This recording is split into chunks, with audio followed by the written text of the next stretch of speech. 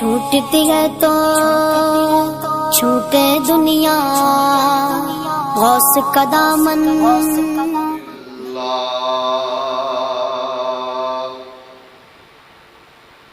الحمد للہ رب العالمین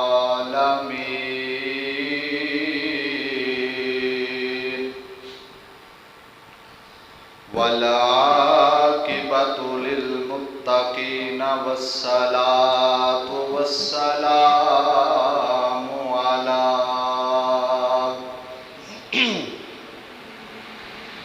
سید الانبیاء والمرسلین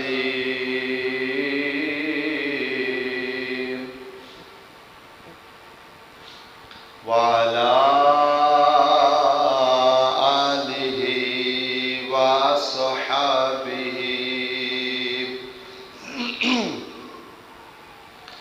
وذریاتہ وعلماء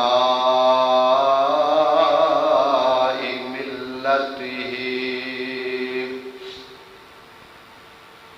وأتباعه عليهم أجمعين.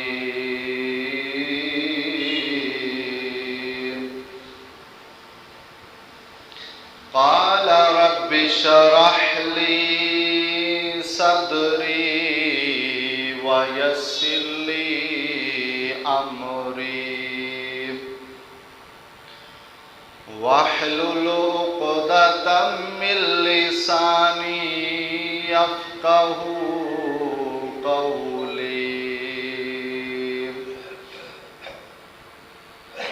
أما بعد فأعوذ بالله من الشيطان الرجيم. بسم الله الرحمن الرحيم. ويؤثرون على أنفسهم ولو كان بهم خصاصة. صدق الله العظيم وصدق رسوله النبي الكريم الأمين. ونحن على ذلك من الشاهدين والشاكرين والمطمئنين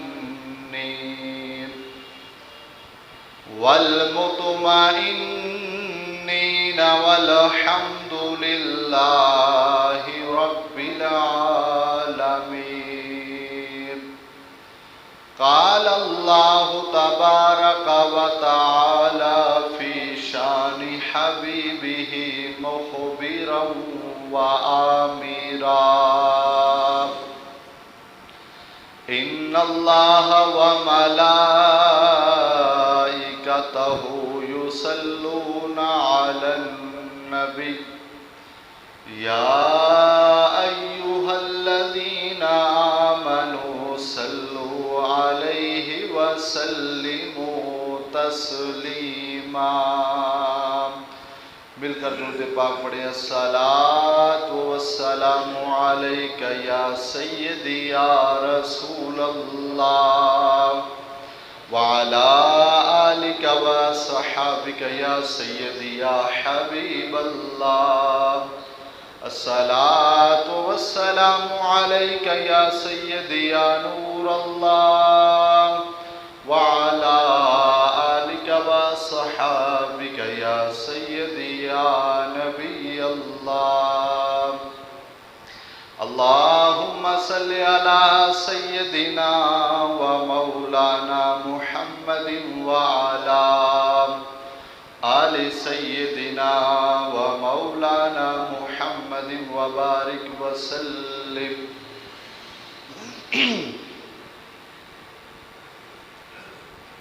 اللہ تبارک و تعالی وجل جلالہ وعم نوالہ وعظم شانہ وتم برہانہ کی حمد و ثنا کے بعد آقائے دو جہاں نور مجسم شفیع معظم جناب حضرت محمد مصطفیٰ صلی اللہ تعالی علیہ وآلہ وسلم کی بارگاہ میں ہدیہ درود و سلام کا نذرانہ عرض کرنے کے بعد اسلام کے غیور اور ملت اسلامیہ کے بزرگوں نوجوانوں السلام علیکم ورحمۃ اللہ وبرکاتہ۔ اللہ تبارک و تعالی کا کروڑا شکر ہے کہ اس نے ہمیں مسلمانوں کے گھر میں پیدا کیا۔ الحمدللہ ہم اللہ تعالیٰ کا بے شمار شکر ادا کرتے ہیں اس وحدہ لا شریک کا کہ جس نے ہمیں اشرف المخلوقات بنایا، تمام مخلوق سے بہتر بنایا۔ اس کی مرضی تھی، جیسے چاہتا ویسے بنا دیتا، لیکن یہ اللہ کا خاص کرم ہوا ہے کہ اس نے ہمیں انسان بنایا ہے، اور انسان کا مرتبہ دوسری مخلوقوں سے افضل ہے، یہ اعلیٰ ہے، یہ افضل ہے۔ فرمایا کہ اگر انسان نیکی کے راستے پہ چلے، صراط مستقیم پر چلے، اللہ تعالیٰ پر ایمان لائے، اس کے پیارے حبیب پر ایمان لائے اور صحابہ کرام پر ایمان لائے، تمام آسمانی کتابوں پر ایمان لائے، تو فرمایا پھر انسان انسان نہیں ہے، اس کا مقام فرشتوں سے بھی افضل ہو جاتا ہے۔ جی اگر یہ ساری چیزیں انسان کرے تو پھر فرمایا اس کا مقام فرشتوں سے اعلیٰ ہے۔ فرشتے معصوم ہوتے ہیں، گناہوں سے پاک ہوتے ہیں، لیکن ایک انسان گناہگار ہو، سیاہکار ہو، بدتر ہو جائے تو پھر فرمایا پھر جانور سے بھی بدتر ہے۔ وہی انسان کو پھر کہا گیا ہے کہ یہ جانور سے بھی بدتر ہو گیا ہے۔ بڑی نیکیاں ہیں، ان نیکیوں میں سے سب سے اعلیٰ جو نیکی ہے وہ ایثار ہے، قربانی کرنا، ایثار کرنا، یہ بہت بڑی نیکی ہے۔ لوگ کہتے ہیں میں نے بڑی قربانیاں دی، بھی کیا کیا؟ میں نے 2.5% زکوٰۃ دے دی ہے، یہ میں نے قربانی کی ہے، یہ میں نے بہت بڑی قربانی دی ہے۔ تو بھائی یہ قربانی نہیں ہے، یہ ایثار نہیں ہے، یہ تیری ذمہ داری تھی، یہ تیری ذمہ داری تھی، تو نے اپنی ذمہ داری پوری کی ہے، یہ ایثار نہیں ہے، قربانی نہیں ہے۔ میں بڑی نمازیں پڑھتا ہوں، تو بھائی پڑھنی ہے، ذمہ داری ہے، یہ کون سا احسان ہے، یہ کون سی نیکی ہے، یا کون سا جناب ایثار ہے؟ یہ تو ہم نے کام کرنا ہے، ہم پر فرض ہے، اور جو چیز فرض ہوتی ہے وہ کرنی ہوتی ہے، وہ ہر صورت کرنی ہوتی ہے۔ میں قرآن پڑھتا ہوں بھی یہ کرنے والا کام ہے، قرآن نازل اس لیے ہوا ہے ہمیں پڑھیں اور اس پر عمل کریں۔ ایثار نہیں ہوگا، قربانی نہیں ہوگی۔ ایک بندہ کہے کہ میری جوانی ہے اور مجھے اپنی جوانی پہ بڑا مان ہے، ایثار اس کو کہتے ہیں وہ کہے کہ میں نے اپنی جوانی، اپنا گھر بار، تن من، سب کچھ اللہ اور اس کے رسول کے راستے پہ قربان کر دیا ہے، یہ قربانی ہے، یہ ایثار ہے۔ وہ تو کام کرنے والے ہیں، وہ تو ہم نے کرنے ہیں، لیکن سب سے بڑا ایثار، سب سے بڑی قربانی یہی ہے کہ انسان اللہ رسول کے راستے پہ اپنے آپ کو ڈال لے، اس کے سانجے میں اپنے آپ کو ڈال لے، اسی طرح زندگی گزارے۔ میں نے یہ کہا کہ ایثار بہت بڑی نیکی ہے، بہت بڑی نیکی ہے۔ اللہ تعالیٰ نے حضور علیہ السلام کے صحابہ کی تعریف بیان کی ہے۔ بھائی صاحب یہ تھوڑا والیوم کم کر دیں، 2 نمبر ہے، 2 نمبر۔ اللہ تعالیٰ نے حضور علیہ السلام کے صحابہ کی تعریف بڑے اچھے الفاظ میں کی ہے۔ اللہ تعالیٰ نے قرآن مجید میں فرمایا وَيُؤْثِرُونَ عَلَىٰ أَنفُسِهِمْ وَلَوْ كَانَ بِهِمْ خَصَاصَةٌ۔ فرمایا وہ اپنی جانوں پر احساس کرتے ہیں، وہ جانوں پر احسار کرتے ہیں، وَلَوْ كَانَ بِهِمْ خَصَاصَةٌ، اگرچہ ان پر شدید ضرورت ہی کیوں نہ ہو، اس چیز کی حاجت ہی کیوں نہ ہو، وہ جناب اپنے اوپر آثار کرتے ہیں، قربانی دے دیتے ہیں، حالانکہ ان کو بھی اس چیز کی ضرورت ہوتی ہے۔ یہ بڑا مشکل کام ہوتا ہے کہ ایک چیز کی مجھے ضرورت ہو اور میں وہ اپنے دوسرے بھائی کو دے دوں، یہ بڑا مشکل کام ہے۔ گھر میں کھانا اتنا ہو جتنا بچے کھا سکیں، اور بچوں کو بھوکا سلا کر جناب ہمسایوں کو گھر میں بھیج دینا کھانا، یہ بڑا مشکل کام ہوتا ہے۔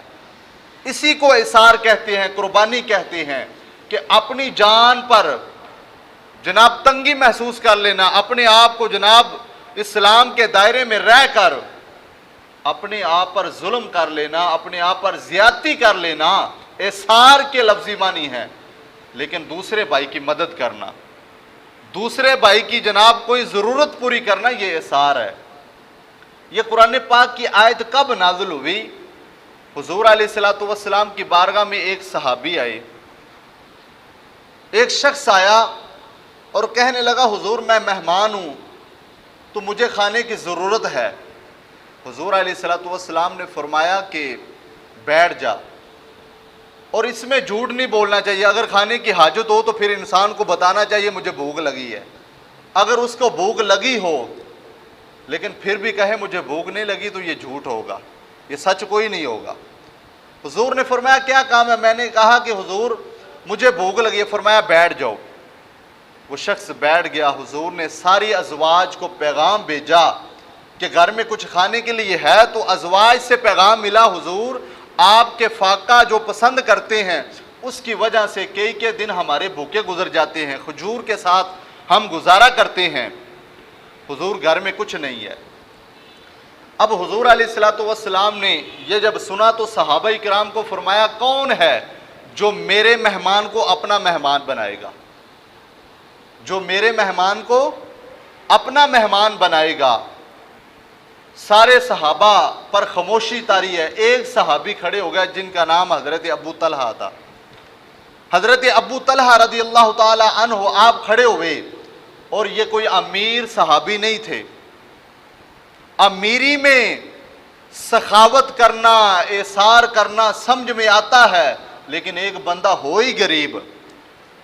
اب یہ کون سا کمال ہے کہ ایک بندہ جناب سائڈ سے 2000 روپے نکال کر جناب راہ خدا میں خرچ کر دے، تو یہ کمال نہیں ہے۔ نیکی والا کام تو ضرور کیا ہے، کہے کہ نہیں میں 2.5% دیتا ہوں اللہ کے راستے میں، تو یہ کمال نہیں ہے بھائی، یہ کرنا تھا ایسے، یہ ہمارے اوپر فرض تھا۔ کمال تو تب ہے نا جب تیرے پاس کچھ بھی نہ ہو، پھر بھی تو اللہ کی راہ میں خرچ کرے، پھر بھی تو جناب اللہ کے نیک بندوں پر خرچ کرے، تو کمال یہ ہے، نیکی یہ ہے۔ حضرت ابو طلحہ کے گھر میں کچھ نہیں ہے۔ عرض کی حضور آپ کے مہمان کو میں اپنا مہمان بناتا ہوں، میں لے کر جاتا ہوں۔ حضور نے فرمایا یہ مہمان میرا لے جاؤ۔ اب حضرت ابو طلحہ اس آنے والے شخص کو مہمان کو لے کر گھر میں چلے گئے۔ زوجہ کو کہا کہ کھانے کے لیے کچھ ہے؟ حضور کا مہمان میں لے کر آیا ہوں اپنے گھر۔ اب بیوی بھی بڑی سمجھدار تھی، وہ بھی حضور کی کنیزہ تھی، اس کو بھی پتا تھا کہ اللہ کے رسول کا مہمان ہے تو معاملہ درست ہی ہوگا، اچھی جناب ان کی پرورش کرنی ہے، اچھا کھانا کھلانا ہے۔ تو زوجہ کہنے لگی گھر میں تو کچھ نہیں ہے، صرف بچوں کا کھانا ہے، وہ بھی 2 بچے، اس کے علاوہ گھر میں کچھ نہیں ہے۔ وَيُؤْثِرُونَ عَلَىٰ أَنفُسِهِمْ وَلَوْ كَانَ بِهِمْ خَصَاصَةٌ، وہ اپنے آپ کو جناب تنگی محسوس کر لیتے ہیں، لیکن اللہ کے بندوں کو واپس نہیں لوٹتے، اللہ کے بندوں کو واپس نہیں لٹاتے، ان کو کچھ نہ کچھ عطا کرتے ہیں، وہ چاہے خود ہی ضرورت کیوں نہ ہو اس چیز کی۔ حضرت ابو طلحہ نے فرمایا کہ گھر میں کچھ ہے؟ بیوی نے کہا بچوں کا کھانا ہے، لیکن کوئی بات نہیں، حضور کا مہمان ہے، حضور کو بھی پتا ہے نا کہ گھر میں کچھ نہیں ہے، پھر بھی بھیج دیا تو فرمانے والے انتظام بھی آپ ہی ہیں۔ اب بیوی کہنے لگی بچوں کے لیے کھانا ہے، تو حضرت ابو طلحہ فرمانے لگے پھر ایسا کرتے ہیں بچوں کو نا آپ ذرا دلاسا دے کر سلا دو، رات کا وقت ہو گیا، بچوں کو کہا دلاسا دے کر سلا دو، اور آپ مہمان کے ساتھ کھانا کھانا، دیا بند کر لیں گے، روشنی بند ہو جائے گی، مہمان کے ساتھ کھانا کھانا سنت ہے، تو آپ ایسے ہی حالات لاتے رہنا، مہمان کھانا کھاتا رہے گا، اس کو کیا پتا ہوگا یہ بھی کھانا کھا رہا ہے یا نہیں،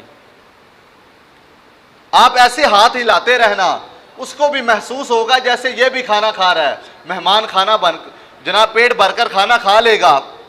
حضرت ابو طلحہ نے جب اتنا کہا، رات ہوئی، مہمان دسترخوان پہ آیا، اس کو کھانا کھلایا، بچوں کو جناب بھوکا پیاسا سلا دیا۔ کوئی ماں باپ ایسا نہیں کرتے، بچوں کو سب سے زیادہ محبت والدین اپنی اولاد سے کرتے ہیں، لیکن وہ والدین کیسے ہیں کہ حضور کا مہمان ہے، فرمایا بچوں کو بھوکا سلا دو، آپ ایسے ہی ہاتھ لاتے رہنا، میں بھی بھوکی سو جاؤں گی، لیکن حضور کے مہمان کو کھانا کھلانا ہے۔ کھانا پیٹ بھر کر کھا لیا مہمان نے۔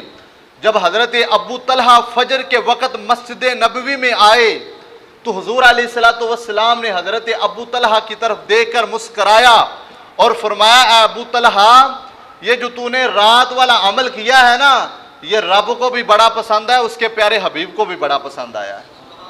کون سلاتا ہے بھوکے اپنے بچوں کو؟ کون خود سوتا ہے بھوکا اور جناب دوسروں کی مدد کرتا ہے؟ یہ کوئی کر سکتا ہے تو یہ صحابی رسول ہی کر سکتا ہے جی، جنہوں نے پرورش حضور سے لی ہے، یہ وہی کام کر سکتے ہیں۔ یہ باتیں میں کر سکتا ہوں، آپ کر لیں گے، سنا لیتے ہیں، لیکن ان پر چلنا، ان کا لطف لینا، ان کے رستے پر گامزن ہونا، یہ بڑا مشکل وقت ہوتا ہے۔ میرے عزیز، اثار ایک اعلیٰ سنت ہے نبی پاک صلی اللہ علیہ وسلم کی، اثار کرنا کوئی بات نہیں ہے، گھر میں ساری چیزیں لگائیں، ضرورت کی لگائیں، بغیر ضرورت کے گھر کو سنوارے نا اتنا زیادہ۔ ہو سکتا ہے آپ کا ہمسایوں کو ضرورت ہو، اس کا بھی خیال رکھو نا۔ ہمیں ہمسایوں کی برائیوں کا پتہ ہوتا ہے کہ گھر میں کون آیا جا رہا ہے، گھر میں کون برا آتا ہے، کون اچھا آتا ہے، یہ ساری باتیں پتہ ہوتا ہے، لیکن یہ نہیں پتہ ہوتا کہ آج کتنے لوگوں بھوکے سوئے ہیں، آج ہمسایوں نے کھانا بنایا ہے یا نہیں، اس بات کا ہمیں اندازہ نہیں ہوتا۔ میرے عزیز یاد رکھیں، قرآن کا یہ فرمان ہے وَيُؤْثِرُونَ عَلَىٰ أَنفُسِهِمْ وَلَوْ كَانَ بِهِمْ خَصَاصَةٌ، اور میرے عزیز اللہ کے رستے میں وہ چیز قربان کریں، اور پھر ایسا نہیں ہے لَن تَنَالُوا الْبِرَّ حَتَّىٰ تُنْفِقُوا مِمَّا تُحِبُّونَ، وہ چیز اللہ کے رستے میں دینی ہے جو ہمیں محبوب ہے، جو ہمیں پسند ہے۔ ایسا نہیں ہے کہ یہ میں کپڑے پہنتا نہیں ہوں تو یہ دے دیتا ہوں، یہ جوتا اب فارغ ہو گیا ہے، یہ اللہ کے رستے میں جناب کسی کو دے دیں، اب گھر میں کھانا ایکسٹرا بچ گیا ہے، یہ جناب فالتو ہے، اس کے کھانے کے قابل نہیں ہے، 3 دن کا پڑا ہوا ہے، یہ دے دیں۔ نہیں میرے عزیز، نیکی کو پہنچنا ہے نا تو نیکی کو اس وقت پہنچیں گے جب وہ چیز اللہ کی راہ میں خرچ کریں جو اللہ کو بھی پسند ہے، ہمیں بھی پسند ہے جی، ہم اپنے لیے اچھا پسند کریں اور اللہ کے نیک بندوں کے لیے، اللہ کی مخلوق کے لیے جناب ایک سادہ سا کھانا جو قابل نہ ہو کھانے کے، ایسا نہیں کرنا۔ وہ آپ نے واقعہ سنا ہوا ہے نا کہ ایک صحابی کے گھر میں ایک سری آئی جی، تو اس نے محسوس کیا کہ میرے گھر میں سب کچھ ہے، سب کچھ ہے میرے گھر میں، یہ اس کو ضرورت ہے جو میرا ہمسایہ ہے، اس کو زیادہ ضرورت ہے۔ اس صحابی نے اس کے گھر میں بھیج دی۔ اس نے محسوس کیا نہیں، میں تو گوشت کھاتا رہتا ہوں اور میرے گھر میں تو بنتا ہے، لیکن جو میرا ہمسایہ میں نے کبھی بھی نہیں دیکھا یہ گوشت کھاتے ہوئے۔ اس لیے علماء کرام فرماتے ہیں کہ جب تم نے گھر میں گوشت لے کر آنا ہے نا، یہ باتیں ہیں میرے عزیز، اس پر عمل بھی ہم نے کرنا ہے۔ جب گوشت لے کر آتے ہیں تو زیادہ شوربہ بنا لیا کرو، ہمسایوں کے گھر میں بھیج دیا کرو، وہ بھی کھا لیا کریں، اس لیے کہ جب وہ کھائیں گے تو رب رسول راضی ہوں گے جی، اللہ رسول راضی ہوں گے۔ اس نے کہا نہیں، یہ میرا ہمسایہ نے، اس کو زیادہ ضرورت ہے، اس کو سری بھیج دی۔ تیسرے نے جب دیکھا کہ میرے گھر میں سری ہے، اس نے چوتھے کے گھر میں، حتیٰ کہ 7ویں کے پاس واپس چلے گی سری۔ اب محدثین فرماتے ہیں کہ اس نے اکیلے میں پکا کر نہیں کھا لی، اس نے شوربہ زیادہ بنا لیا اور ساتھوں کے گھر میں بھیج دیا تھوڑا تھوڑا، کہ ہو سکتا ہے ان کو بھی ضرورت ہو۔ جب انسان کا اس طرح کا ذہن بن جائے کہ نہیں ان لوگوں کا بھی ہم نے خیال رکھنا ہے، تو پھر میرے عزیز بڑی جگہوں پر غربت ویسے ہی ختم ہو جائے۔ جب اس طرح کا ماحول ہمارے معاشرے کے اندر بن جائے گا کہ نہیں ہمارے دوسرے بھائی بھی ہیں، ان کو بھی کسی چیز کی ضرورت ہے، جو اپنے گھر میں پیسہ لگاتا رہتا ہے، جو اپنے بچوں کو پڑھاتا رہتا ہے، حالانکہ وہ پڑھتے بھی نہیں ہیں لیکن ہزاروں لاکھوں روپے لگا دیتا ہے، لیکن ایک ہمسائے کا بچہ بڑا لائق ہے لیکن وہ اعلیٰ یونیورسٹی کے اندر نہیں پڑھ سکتا اس لیے کہ پیسہ نہیں ہے، حالانکہ لائق ضرور ہے، پیسے کی وجہ سے پیچھے آ جاتا ہے، پاکستان کا نام روشن نہیں کر پاتا۔ ہم ان کے دیکھیں نا، ان کے بچوں کو، یہ بچہ پڑھ سکتا ہے تو ہم ان پر پیسہ لگائیں، ان پر جناب محنت کریں، کوشش کریں۔ جب ہمارے معاشرے میں اس طرح کا ذہن بنے گا تو میرے مسلمان بھائیوں، یہ میں حقیقت بتا رہا ہوں، پھر ہمارا معاشرہ بڑا خوبصورت جناب ایک طرز عمل شروع ہو جائے گا، پھر لوگوں کی اچھی سوچ ہوگی، پھر ہمدردی ہوگی۔ احسار والی صفت اگر انسانوں کے اندر پیدا ہو جائے تو پھر مشکل سے مشکل کام بھی آسان ہو جائے گا۔ احسار ایک اعلیٰ سنت ہے، یہ نبی پاک صلی اللہ علیہ وسلم کی سنت ہے، اور آپ صلی اللہ علیہ وسلم کا خود بھی طریقہ مبارک تھا، آپ کا طریقہ مبارک خود بھی تھا کہ آپ احسار کرتے تھے۔ آپ فرماتے ہیں کہ میں بیٹھا ہوا تھا، میرے پاس دیگر صحابہ بڑے جلیل القدر صحابی بیٹھے ہوئے تھے، جن میں حضرت عبد الرحمن بن عوف بڑے امیر ترین صحابی، ایک بی بی آئی اور اس نے کئی دنوں سے کہا ہوا تھا کہ حضور میں آپ کے لیے نا ایک جبہ تیار کرنا چاہتی ہوں، میں جب بھی آتی ہوں آپ کے جبے پر جناب پیوند لگے ہوتے ہیں، وہی پرانا جبہ، اگر آپ کی اجازت ہو تو میں ایک نیا کپڑا تیار کرنا چاہتی ہوں۔ تو حضور نے فرمایا اگر تیری محبت ہے، تیرا پیار ہے تو بنا لے۔ اس بی بی نے بڑی محبت کے ساتھ تھال میں رکھ کر حضور کی بارگاہ میں لے کے آ رہی، اس وقت جو بھی نشک و نگار تھا اس نے جناب جبے کے اوپر سجائے بڑی محبت سے، پیار سے، اور حضور کو کہا حضور یہ قبول فرمائیں۔ حضور نے وہ اندر گئے، پرانا اتارا، نیا پہنا اور پہن کر واپس آئے باہر۔ اب حضور جب پہن کر آئے نا تو بی بی بڑی خوش ہوئی اور خوشی سے واپس چلی گئی۔ حضرت عبد الرحمن بن عوف بھی بیٹھے ہوئے ہیں، وہ کہنے لگے حضور بڑا پیارا جبہ آپ کو لگ رہا ہے، بڑی تعریف کی کہ اس لیے کہ لگتا ہے کہ یہ آپ کے لیے بنا ہوا ہے، یہ کپڑا آپ پر بڑا سجا ہے۔ حضور علیہ الصلوۃ والسلام نے مسکرا کر فرمایا کہ عبد الرحمن بن عوف اب تیرا یہ دل کر رہا ہے کہ اب میں تجھے اتار کر دے دوں، تیرا دل یہ کر رہا ہے؟ تو عرض کی حضور اگر آپ دے دیں تو پھر کیا ہی بات ہے، جی آپ کی محبت ہے کہ آپ کے جسم سے لگی ہوئی چیز اس میں تو شفا ہی شفا ہے، جہنم حرام ہو گئی ہے، آپ مجھے دے دیں۔ حضور پھر اندر گئے، پرانا جبہ پہنا، نیا اتارا، تھال میں رکھ کر حضرت عبد الرحمن بن عوف کو دیا اور حجرہ مبارک میں چلے گئے۔ حضرت عبد الرحمن بن عوف آگے آگے ہیں، پیچھے صحابہ ہیں۔ عرض کرنے لگے عبد الرحمن بن عوف تجھے کیا ہو گیا ہے، تو بڑا امیر ترین تھا، تجھے کیا اس کی ضرورت پڑ گئی ہے؟ حضور تو پہلے کسی کی چیز قبول نہیں کرتے، لیکن حضور نے جب قبول کر ہی لی ہے تو آپ نے لے لی ہے، آپ کو کیا ضرورت تھی؟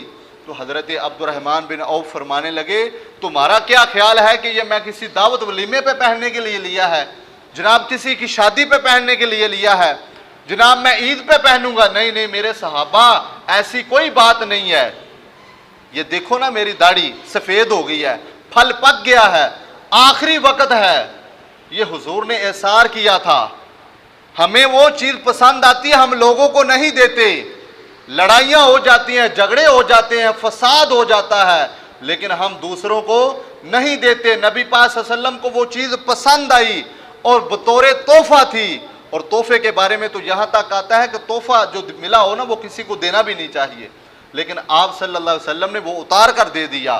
فرمایا داڑھی سفید ہو گئی ہے، پھل پک گیا، آخری وقت ہے، میں دنیا سے جانے لگا ہوں، جب میں قبر میں جاؤں گا نا تو میں اپنے گھر والوں کو وصیت کروں گا کہ یہ نبی پاک صلی اللہ علیہ وسلم کا جبہ ہے، آپ کا کپڑا مبارک ہے، اسی میں مجھے کفن دینا۔ جب میں قبر میں جاؤں گا تو فرشتے آئیں گے، پوچھیں گے، تو وہ جبہ نبی پاک صلی اللہ علیہ وسلم کا دے کر نا وہ کہیں گے یہ تو ہے ہی مصطفیٰ والا، اس کے جسم کے ساتھ جو جبہ لگا ہوا ہے وہ تو نبی پاک صلی اللہ علیہ وسلم کے جسم سے ٹچ ہوا ہے، جی تو اس سے حساب کیا لینا ہے، میں تو آخرت کی تیاری کر رہا ہوں۔ میں تو آخرت کا سوچ رہا ہوں، صحابہ تم اور سوچ رہے ہو۔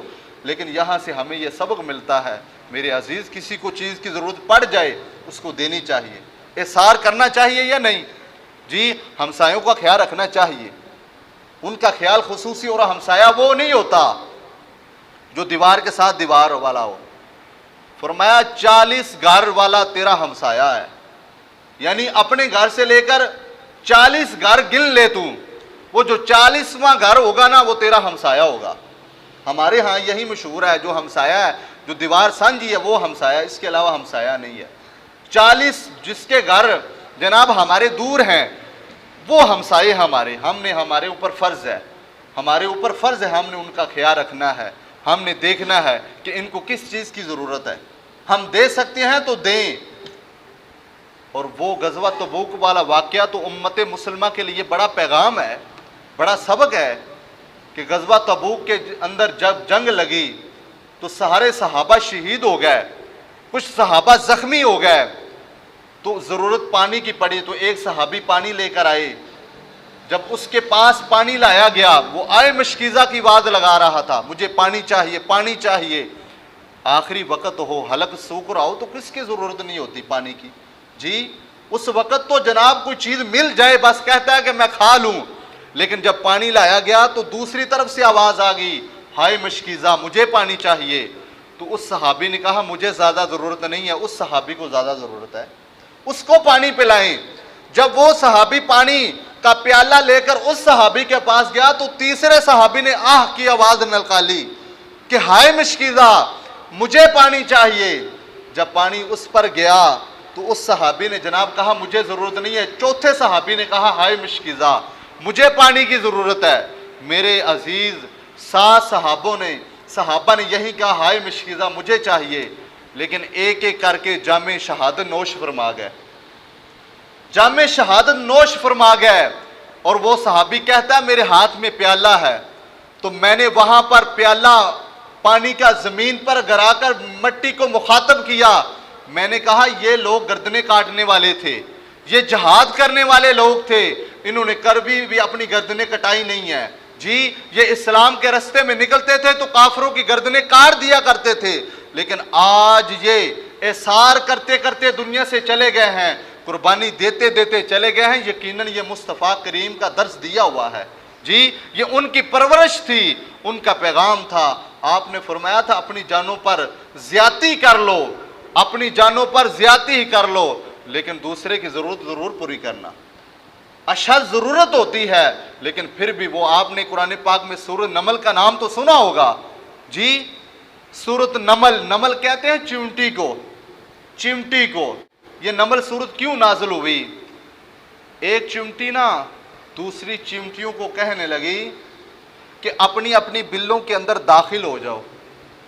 اب ایک چیونٹی دوسری چیونٹیوں کا فائدہ سوچنے لگی ہے، جی کسی کا فائدہ سوچیں گے نا تو پھر ہمارا بھی کوئی فائدہ سوچے گا۔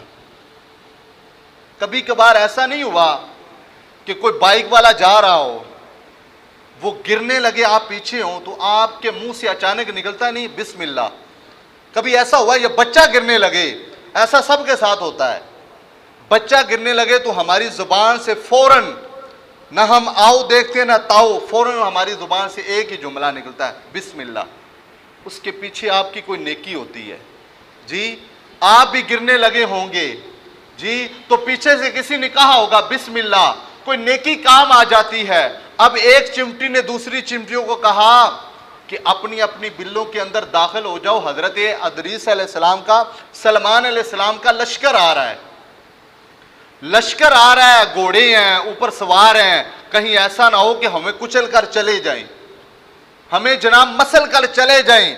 اب ایک چمٹی نے دوسری چمٹیوں کا فائدہ سوچا، اللہ تعالیٰ کو یہ ادا اتنی پسند آئی، اللہ تعالیٰ نے پوری سورت نازل کر دی، جی قرآن مجید کی پوری سورت نازل ہوگی کہ ایک چمٹی نے دوسری چمٹیوں کا فائدہ سوچا ہے، سار کیا ہے، قربانی دی ہے۔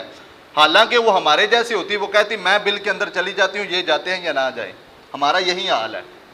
ہم نے گردنیں کاٹتے ہیں، ٹانگیں کاٹتے ہیں، دوسروں کی جیبیں ٹٹولتے ہیں، ہم لوگوں کا فائدہ نہیں سوچتے۔ اقبال نے اس لیے تو کہا تھا کہ خدا کے بندے تو ہیں ہزاروں، بنوں میں پھرتے ہیں مارے مارے، میں اس کا بندہ بنوں گا جس کو خدا کے بندوں سے پیار ہوگا۔ میرے عزیز، نماز پڑھنی ہے ہو جائے گا۔ اور آخر میں چند الفاظ یہ بھی کہنا چاہتا ہوں کہ آپ کو پتہ ہے کہ پاکستان اسلامی ممالک ہے اور یہ کلمے کی بنیاد پر مرد وجود میں آیا ہے جی، اس کی بنیادوں پر الحمدللہ مسلمانوں کا خون بہا ہے۔ کئی عورتوں نے جناب اپنے بچے قربان کر دیے اور کئی عورتوں نے اپنے حمل ضائع کروا دیے اسی پاکستان کی خاطر۔ بھائی بہنوں سے جدا ہو گئے جی، اور اولاد اپنے والدین سے جدا ہو گئی، اس لیے کہ پاکستان کے اندر اسلامی قانون نافذ ہونا چاہیے، پاکستان کے اندر اسلامی جمہوریہ ہونی چاہیے جی۔ دو قومی نظریے کی بنیاد پر پاکستان بنا تھا۔ کیا آپ کو لگتا ہے کہ ایسا ہو رہا ہے؟ آپ کے سامنے جو بل پاس ہوا ہے، یہ انتہائی شرمندگی کے ساتھ میں یہ عرض کر رہا ہوں، یہ ممبر رسول کا میں حق ادا کرنے لگا ہوں جی، یہ ممبر رسول کا حق ادا کرنے لگا ہوں کہ پاکستان کے اندر یہ جو بل پاس ہوا ہے یہ اسلام کے مخالف ہے، اسلام کے مخالف ہے۔ اور کراچی دارالعلوم سے یہ فتویٰ جاری ہو گیا ہے کہ یہ جو بل پاس ہوا یہ اسلام کے مخالف ہے، جنہوں نے کیا وہ بھی کبیرہ گناہ کے مرتکب ہیں اور جو ان پر عمل کریں گے وہ بھی کبیرہ گناہ کے مرتکب ہوں گے۔ جو آواز نہیں اٹھائے گا، جو ان کا ساتھ دے گا، وہ بھی گناہ گار ہوں گے۔ تو لہٰذا ہمارے پاس جتنی بھی طاقت ہے ہم نے اپنی آواز اٹھانی ہے، ہم نے برا سمجھنا ہے کہ اسلام اس چیز کی اجازت نہیں دیتا جی، اسلام اس چیز کی اجازت نہیں دیتا، بلکہ اسلام تو کہتا ہے جو داڑھی نہیں نہ رکھتے، داڑھی اس کا حکم عورت کی طرح آتا ہے، یعنی ایک داڑھی والا انسان جو ہے اس کو مرد کہا گیا ہے۔ اسلام نے کہا ہے مجھ پر اعتراض نہ کرنا، اسلام نے کہا ہے کہ جو داڑھی رکھتے ہیں وہ مرد کے جملے میں آتے ہیں اور جو داڑھی نہیں رکھتے، کلیم شیو کراتے ہیں، وہ مرد کے جملے میں نہیں آتے، وہ عورت کی مشابہت ہے۔ اور نبی پاک صلی اللہ علیہ وسلم کا فرمان ہے بخاری کے اندر، آپ نے فرمایا جو مرد عورتوں کی مشابہت کریں گے اور جو مرد عورتوں کی مشابہت اور جو عورتیں مردوں کی مشابہت کریں گے وہ کبھی بھی جنت میں داخل نہیں ہوں گے، جنت کی خوشبو نہیں سونگھ پائیں گے۔ میرے عزیز، ہم اسلام کے رستے میں آئیں، ہم کہاں جا رہے ہیں؟ ہمیں امت مسلمہ جو بہترین امت تھی، جو سب سے اعلیٰ اور افضل تھی، وہ آج یہود و نصارہ کے طریقے پہ چل رہی ہے۔ میں اور سب اسی عمل پر ہم ہیں۔ دعا ہے اللہ تعالی ہمیں ان چیزوں سے باہر نکل کر صراط مستقیم پر چلنے کی توفیق عطا فرمائے۔ وآخر دعوانا الحمد للہ رب العالمین۔